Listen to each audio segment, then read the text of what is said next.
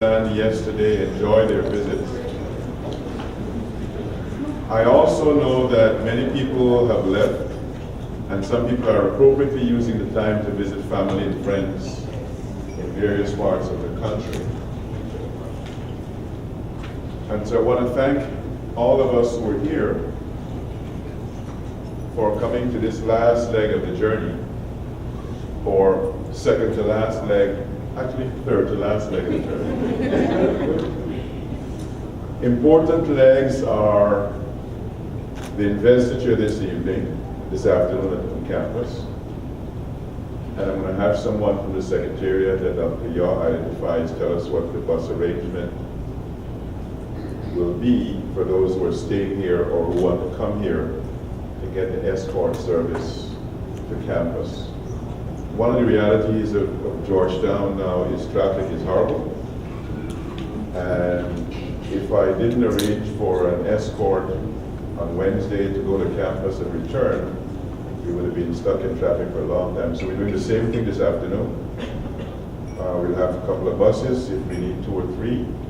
And we have a police escort to take us quickly to campus and to bring us back. And when we return, those of us who return, we'll have the final leg, the cultural extravaganza. We'll have not only Keith Wade, and Keith is over there, or visiting distinguished artists in residence. There are a number of other, maybe I'll have Keith come and say a little bit in a minute about what to expect for tonight. But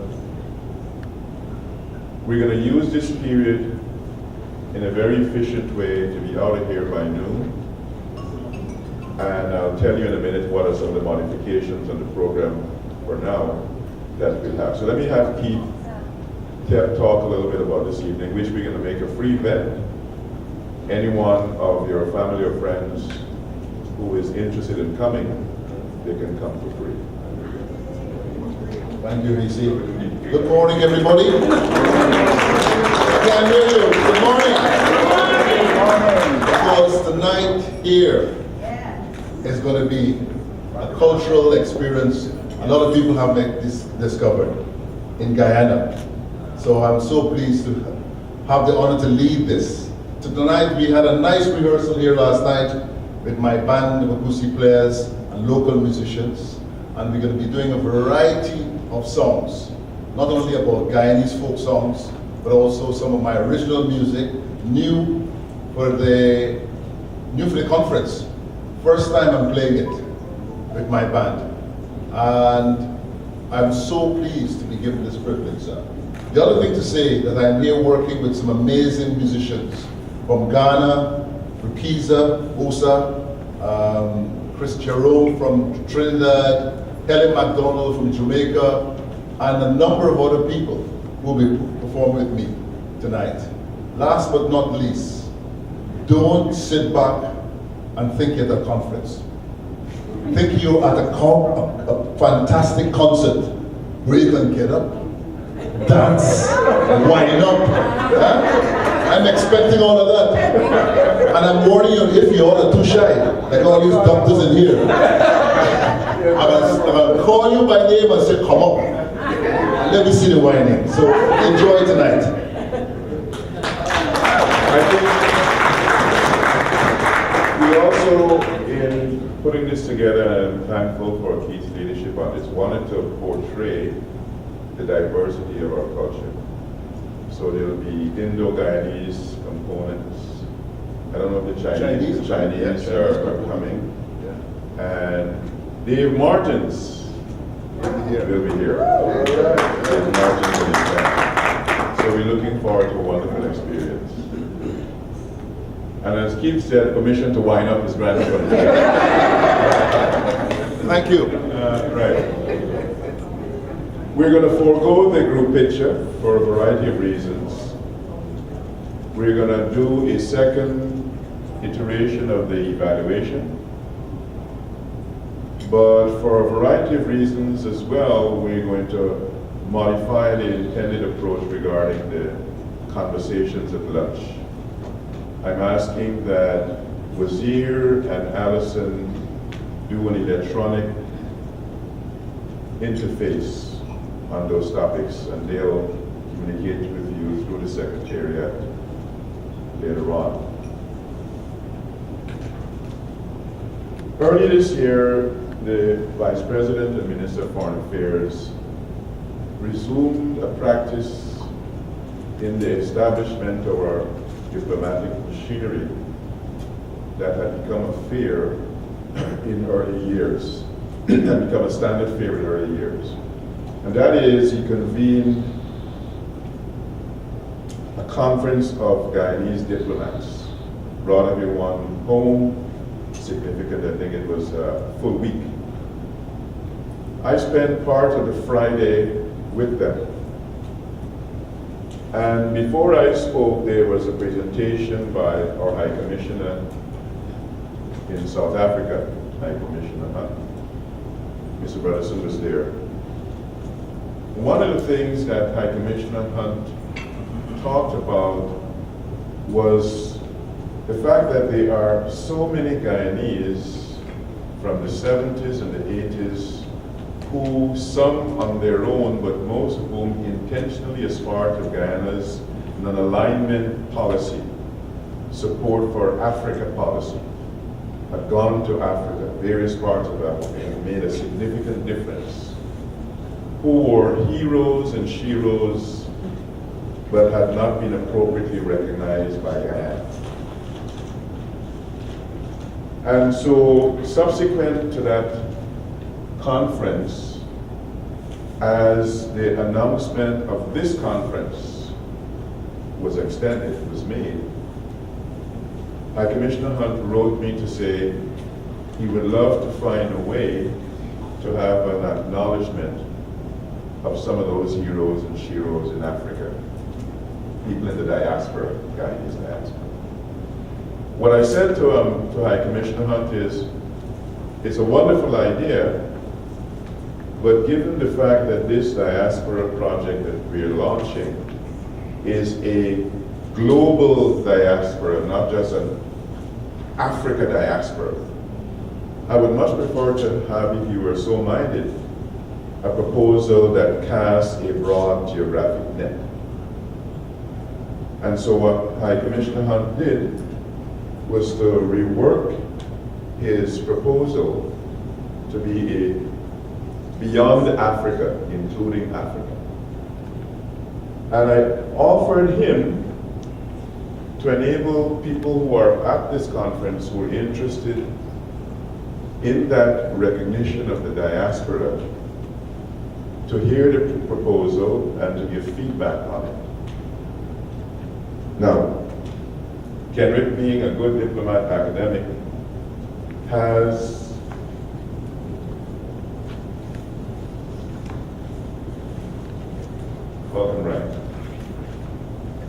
has a very short proposal, only 35 pages.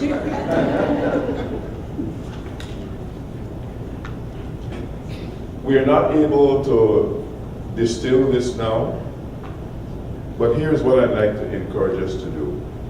Be sure to get a copy of this. If you're interested in it, do the following two things. Send your reaction to it, any comments, questions, suggestions to enhance it, to the Diaspora email address. It's in the conference program. And when we send out the final report, we'll include it, it will come from that address. But the second thing I'd like colleagues to do is, if you're interested in actualizing this proposal, and we're going to make the pursuit of this a project of the Center for Diaspora Engagement. If you're interested in being part of the actualization, nominate yourself to be part of a committee that will help to make this so, as the military would say. Or nominate someone who you think would be good to be part of making this happen. I'll be sharing with High Commissioner Hunt later on what I've just said, and that we want to take his efforts forward. And if you'd like an electronic copy of it, to send a note to Dr. Yaw or to the Diaspora email address, and we'll get an electronic copy of this for you. I think it's a wonderful way to be tangibly demonstrating the value that the nation places on the Guyana's diaspora. So I'm really happy that we were able to move this forward. Dr. Yaw told me it was sent to, it will be sent to everyone. Okay, great, thank you. Any questions, comments on that aspect?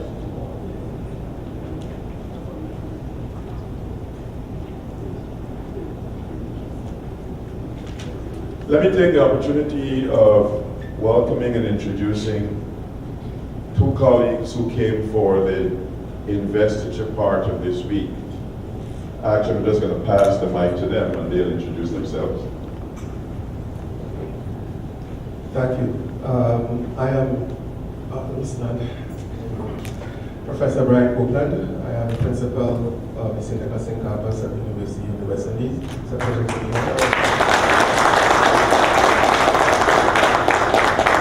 And as regards to the investiture, I am also representing Sir Plenary, who is Vice Chancellor of the University of West Indies.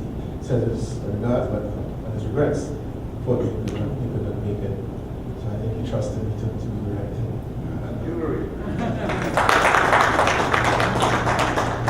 Good morning, I'm Professor Julie Leeds, Deputy Principal of the UWI Open Campus, also representing UWI at University. Happy to be here. And you see there's an item on the program for this morning where Brian and I will be signing on behalf of UE and UG an MOU to advance our collaboration positively. Part of the value of an experience such as this is not only in what will have occurred during the week or the period, but how we capture some of that occurrence, especially since, as in this case, there are things that we want to do afterwards. And so we asked, and I'm delighted that she was able to, with just a little pressure on the pinky toe, not the whole twisting of the arm, or university librarian to be the conference rapporteur. And so what we hear from Mrs. Bennett George in a minute, and she'll do so from the podium, is whatever she has in mind to share with us in capturing some of the conversations, capturing some of the recommendations that we'll take forward. When the rapporteur team will have completed their report, we will make that available as well electronically to everyone participating. So please join me in welcoming Mrs. Bennett George, our University Librarian.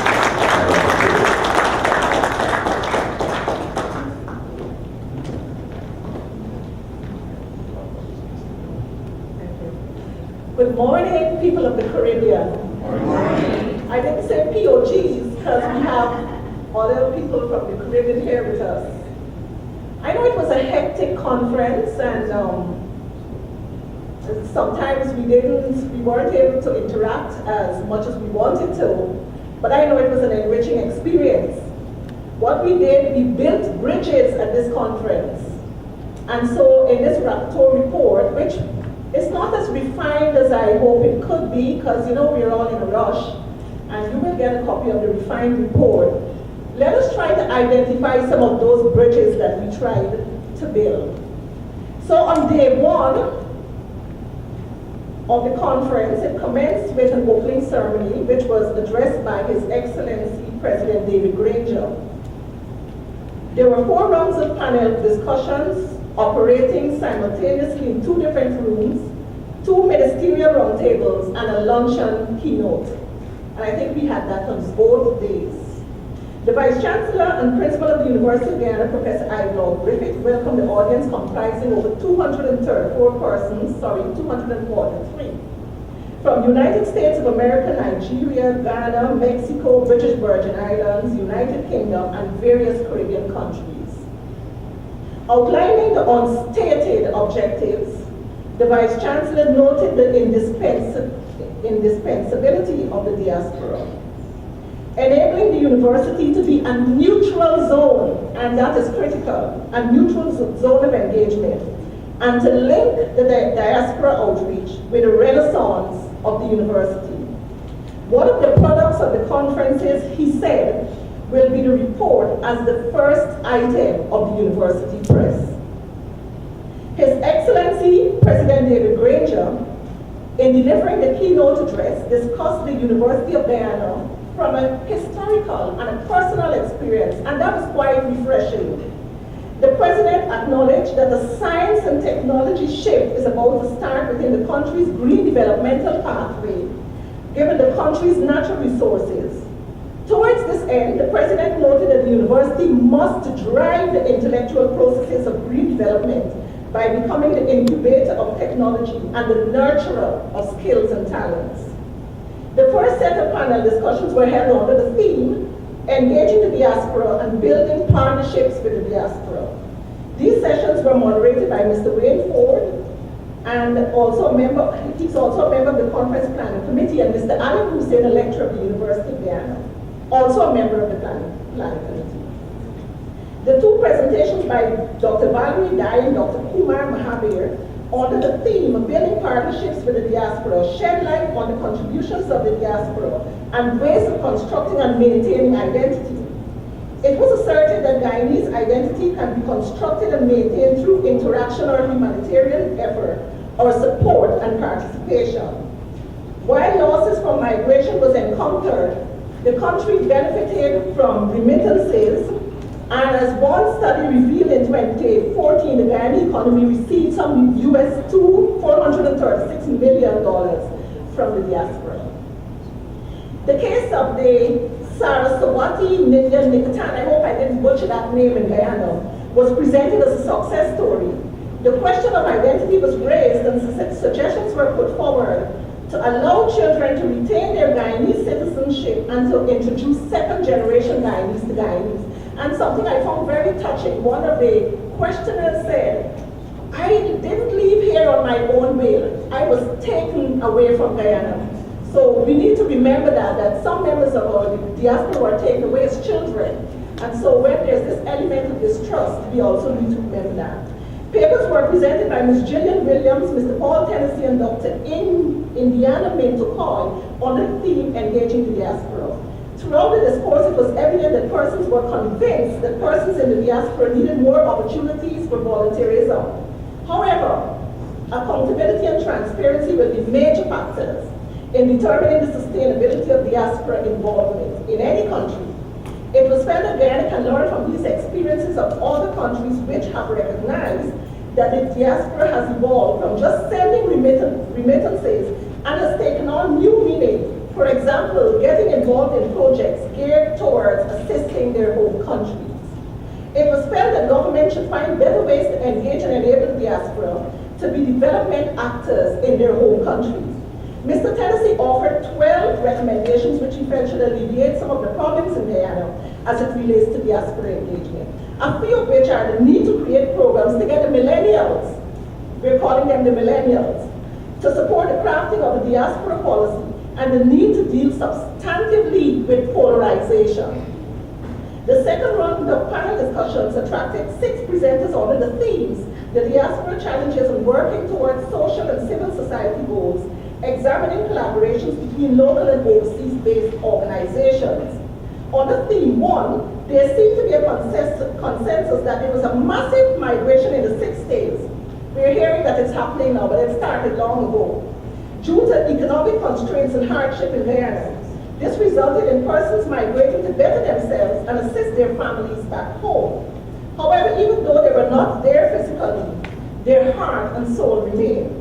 Several recommendations were made which included the need to document, and that is one of the recommendations we're going to be highlighting, the skills of persons in the diaspora to identify where the expertise exists, identifying funding sources, and the need for the International Center for Diaspora Engagement.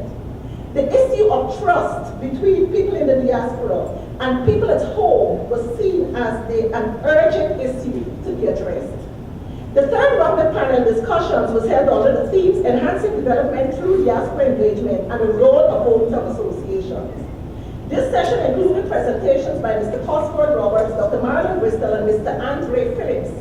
From the presentations, the common thread of enhancing development was brought out through the opportunities available such as tourism, putting structures in place, the need for an overarching strategy, and the importance to examine the multifaceted nature of migration and development as a nexus.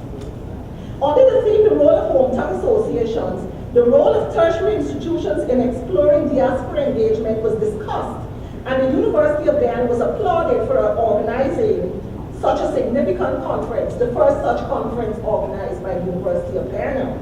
A historical perspective along with a working definition of hometown associations was given, and the rapid increase in these organizations was highlighted. The strength, challenges, and effectiveness of hometown associations were also identified. It was emphasized that these associations are non-profit organizations that provide a social network outlet, a vehicle for diaspora philanthropy.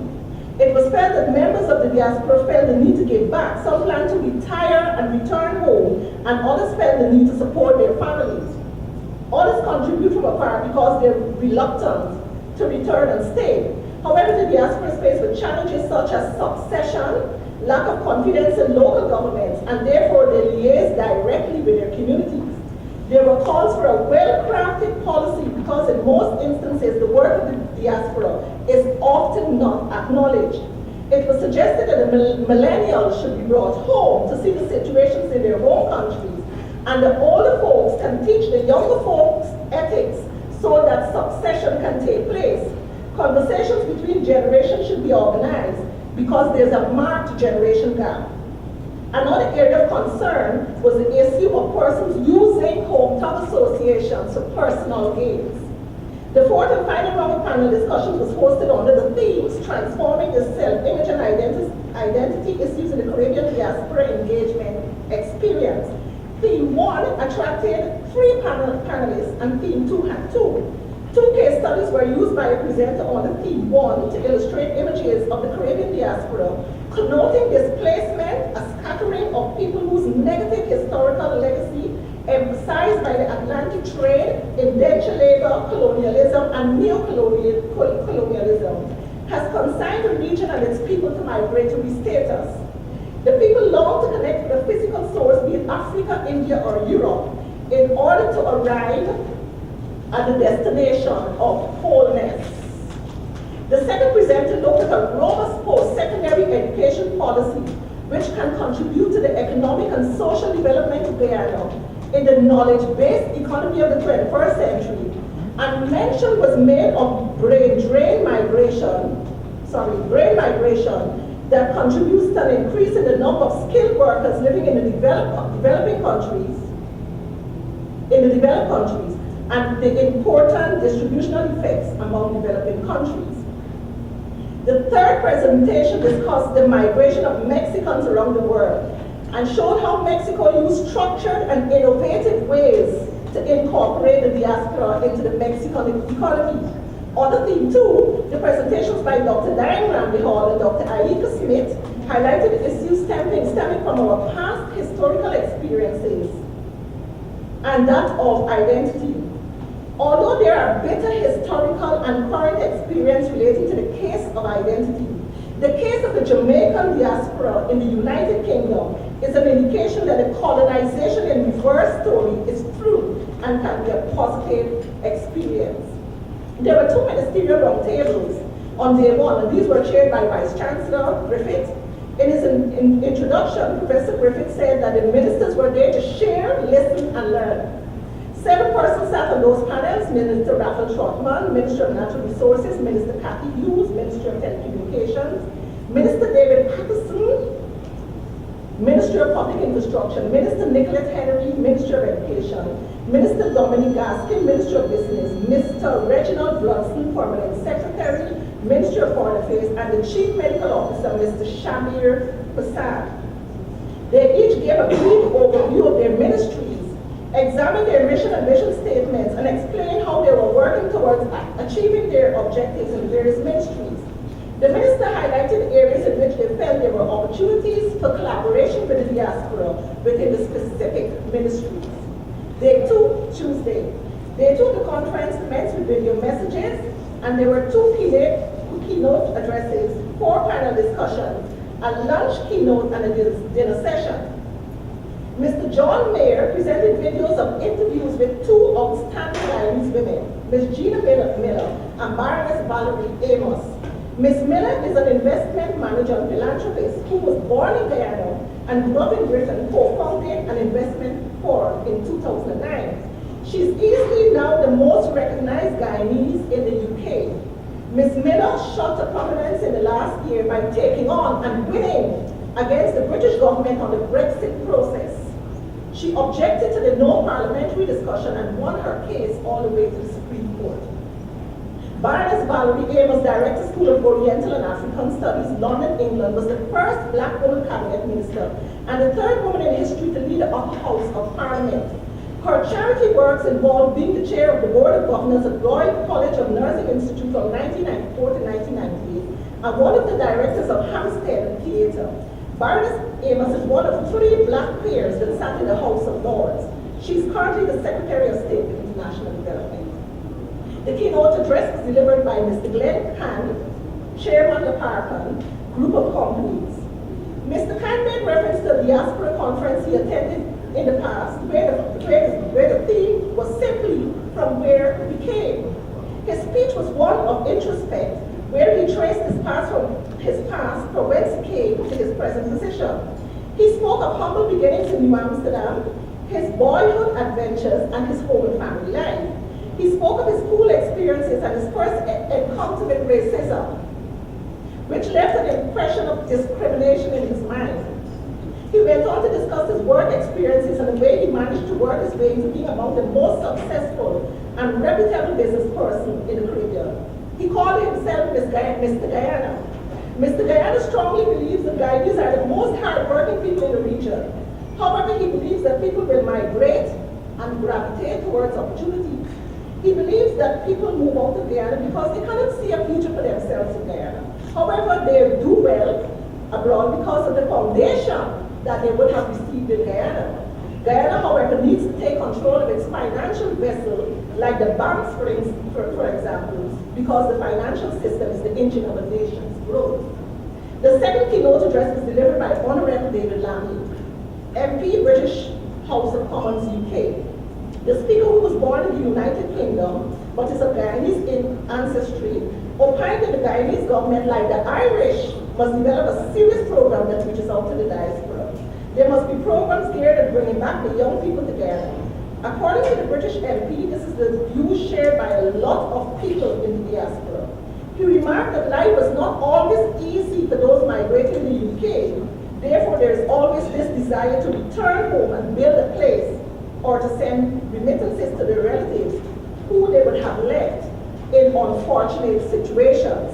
According to the MP, there's a lot of stereotyping and myths about their diaspora, but the time has come for Guyana to attend to their diaspora. He believes that race and politics have held Guyana back over the years, but the time has now come for Guyana to overcome those problems.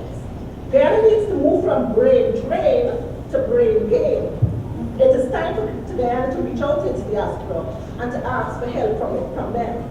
The British MP said that security is very important. Persons need to know that they're safe when conducting business. He also said that the ease with which to do business must be addressed. He recommended that when Guyana finally gets oil, that some of the funds garnered should go towards diaspora activities. He concluded by saying that Guyanese are an innovative people and therefore their potential must be harnessed. The first set of panelists dealt with the issues of diaspora engagement for a green economy and diaspora case studies. Rear Admiral retired Gary Best, Ministry of Presidency Alerts, made a presentation on the government's new initiative, Green Bartica, Green Economy, Green State. According to Rear Admiral Best, the President of the Cooperative Republic of Guyana made a decision to transform the country into a green state. To this end, a framework for green state development strategy was developed. Bartica has been identified to become the first model green town. and I know you didn't get a chance to visit there, but you should really have gone there. This presentation examines CRG's green economy within the context of the green state, defining the green state, outlining the principles and themes of GSD, and the key pillars and objectives of the green economy. Participants were also cautioned about the effects of global warming and solutions to the problem of the global warming. The session on diaspora case studies included presentations by one of our own, Ms. Audrey Ben and Dr. Dan Corneran. In their presentation, initiatives and views towards the diaspora engagement were discussed.